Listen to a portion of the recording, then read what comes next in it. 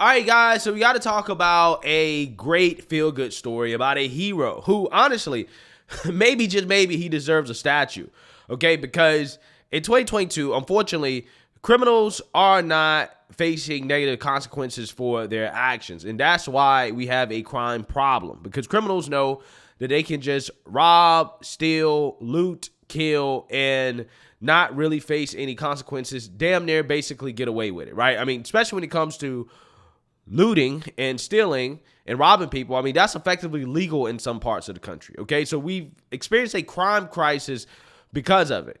And law-abiding citizens are getting fed up, okay? Law-abiding citizens are fed up with the incompetence of mainly a lot of these liberals who are running these big cities, allowing crime to get out of control. And that brings me to this story right here, okay? A great feel-good story. That is not about a big liberal city, because only in big liberal cities do they allow this type of chaos to happen. This story is about a small town where they don't allow this type of chaos and destruction to happen, where law-abiding citizens stand up to criminals and take matters into their own hands when criminals are committing crimes, when they're being agents of chaos and destruction, when they are trying to rob stores out of business. And that's exactly what this story is, as we have to go to Cassopolis, Michigan, to talk about a hero customer at a gas station who calmly shot a would-be robber armed with a box cutter while holding a 6-pack of Miller Lite beer. Yeah, so this patriot ended up smoking this robber. Okay, the robber got shot as the robber is trying to rob the clerk with a box cutter. And the patriot just so happened to be holding a 6-pack of beer while doing it. It is probably one of the most base things that I've ever seen. But before we get into it, we have to have a word from the sponsor of this video, Noble Gold. The US dollar has lost 85% of its value since the 70s, when the dollar was decoupled from gold. And the government seems bent on continuing that tradition. From now and up until the next election, the government has free reign to print as much money as they want. And the last time that this happened, everybody knows, everybody remembers, inflation went up 9%. This means one thing: the security of your future and your family's future is all in your hands. Make sure you freeze the value of the wealth you're holding. Invest in gold with Noble Gold Investments. Gold is the one asset that is proven to withstand recession, inflation, and just about all economic threats. Noble Gold is here to help you if you want to invest in gold. You will also get a 24-karat, 1/4 ounce gold standard coin for free. Call Noble Gold Investments today at 877-646-5347 to get started, or go to noblegoldinvestments.com. That's noblegoldinvestments.com. And just remember, there's a risk with every investment, and there's no guarantee of any kind. Newly released surveillance video showing a Cass County gas station customer firing 7 shots at a suspected armed robber, all while holding a 6-pack of light beer. The shooting seriously injured the suspect, who had armed himself with a box cutter. Now, the customer waiting to learn if he'll face criminal charges. Target 8 investigator Ken Kolker has those details, all new at 6. You know why I'm here is how the robber announced himself at the Stone Lake Marathon here in Cassopolis about 3 weeks ago.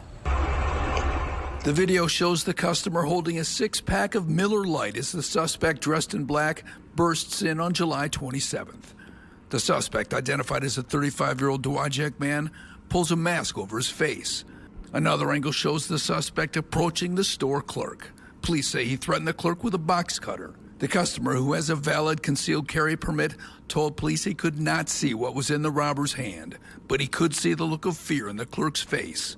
Video shows the customer pulling a handgun and firing 3 shots, then another 3, all while holding that 6-pack. It appears one of those shots hit a liquor bottle. He fired the final shot several seconds later. Bullets struck the robber in the arm, the back, and the face. The customer told police the suspect fell to the floor but was crawling toward him. He held him at gunpoint until police got there. Cass County Prosecutor Victor Fitz says he's waiting for police to finish the investigation before deciding whether to file criminal charges against the customer. Obviously, there's some people who would consider the shooter a hero.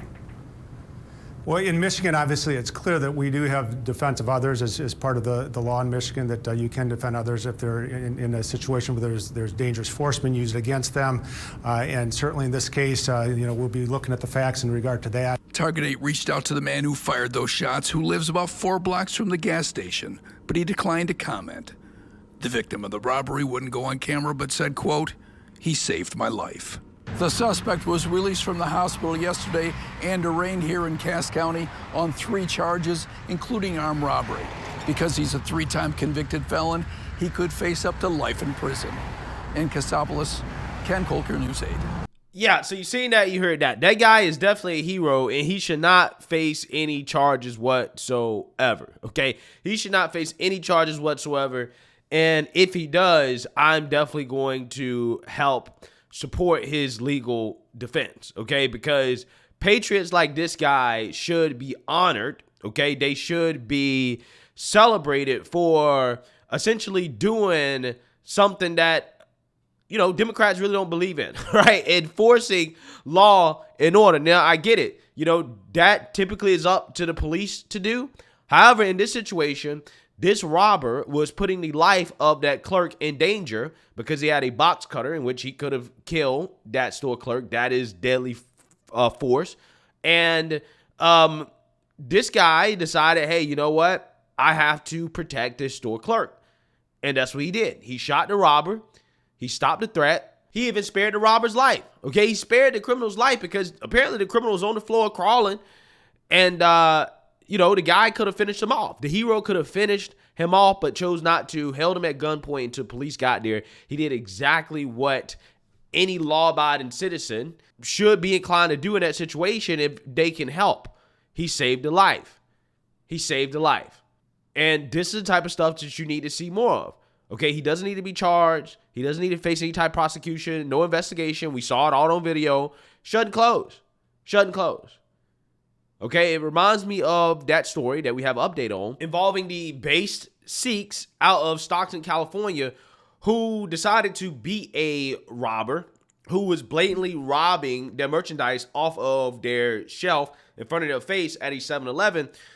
Again, they decided to take matters into their own hands because the guy had been stealing from them on multiple occasions. When we last talked about this, they were under investigation for assault for beating the criminal. And now we found out that partially thanks to the Republican mayor of Stockton, they will not face any charges or punishment for doing what they had to do to protect themselves and their merchandise and their business and the livelihoods of their families. Take a look. A mayor is criticizing Proposition 47 for repeat crime. This comes as a video of a 7-Eleven robbery that took place in his city went viral. He says existing laws allow them to keep shoplifting, hindering businesses.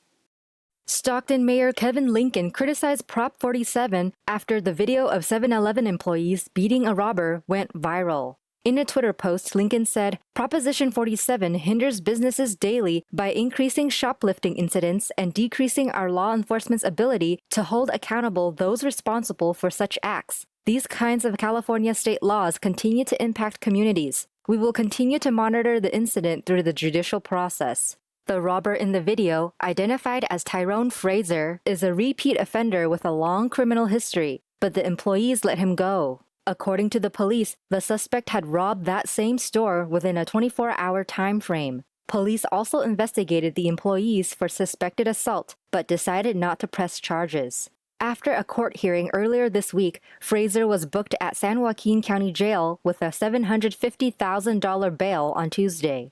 Prop 47, which passed on a November 2014 ballot, reduces low-level drug and property crimes from felonies to misdemeanors. Lately, the law has been increasingly criticized due to the rise in thefts. So you seen that, you heard that. Now, what is the common denominator between these two stories? What is the common denominator? It's the same common denominator with all these stories. Repeat offenders. Guys who do this multiple times, who don't learn the first time, they don't learn the second time, they don't learn the third time.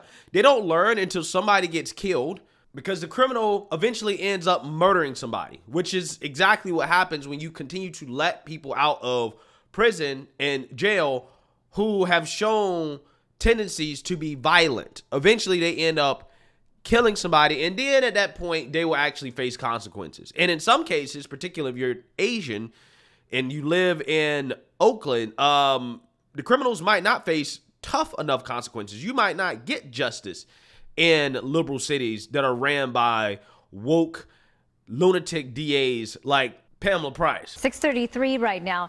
Alameda County's district attorney facing new backlash this morning because she reportedly chose yet again to reduce charges against 2 murder defendants. Today in the Bay's Bob Riddell is live in Alameda County. And Bob, this is adding new fuel to the fire of outrage amongst some in local Asian communities.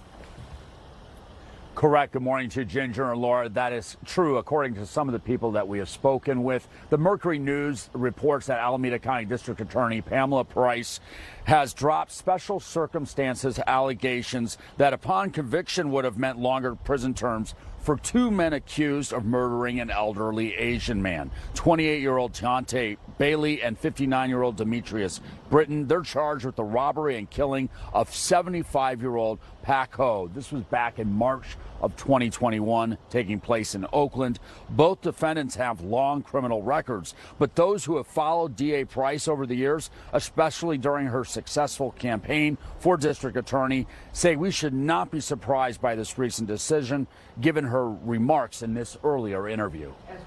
Problems with mass incarceration. Enhancements are at the heart of mass incarceration. And those of us who have studied this problem and the remedies for it understand that the use of enhancements has devastated Black and brown communities. In this case, we are saying that, we are very concerning if they will be paroled and coming out and hurting people again. I think for many of us, and especially for the elderly, when they're looking at the video, they may be thinking like, could that be me? Could that be anyone that I know? That was Carl Chan. He's an activist in the Asian community. He has also organized an effort to recall DA Price. In another case, DA Price removed special circumstances against 2 suspects charged with the 2021 murder in the 80 shooting death of Jasper Wu. Price also removed special circumstances enhancements for David Mish in the 1988 killing of Michaela Garrett. Even with the enhancements dropped in this case, the 2 defendants could still face life in prison, but with the possibility of parole. Both men have pled not guilty. Reporting live here in Alameda County, Bob Riddell, Today in the Bay. Yeah, so you seen that, you heard that. Like I tell you guys all the time, these people are soft on criminals because they really sincerely believe that locking up so-called Black and brown people is racist.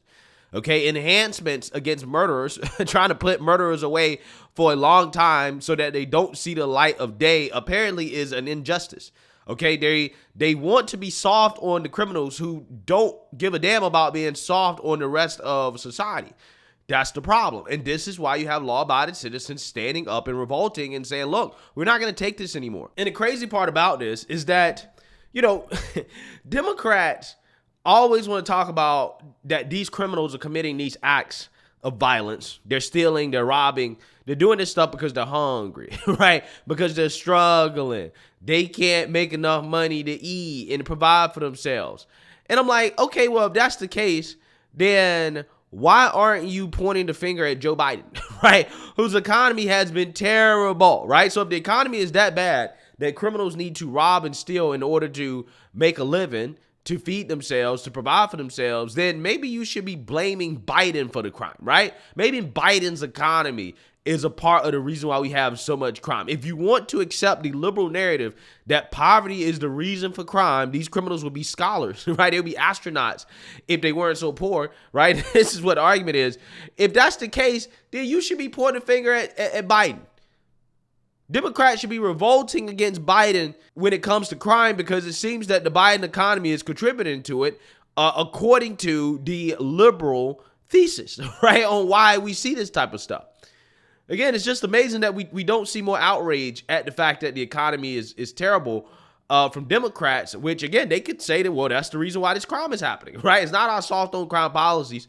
But I mean, I would probably argue there's a little bit of both. More so the soft on crime policies, but with the economy being the way it is, I can't imagine it probably does encourage some people to, steal and to loot, right? But again, they should be locked away, right? If you do that, it ain't that bad, okay? It's bad, but you still need to get a job, right? You got to get a job. You can't just be stealing, robbing, and looting, being a criminal just because Joe Biden's inflation is out of control. I'm just saying. Let me know what you guys think. Make sure you like, comment, and subscribe. Most importantly, share a Black conservative perspective. Peace.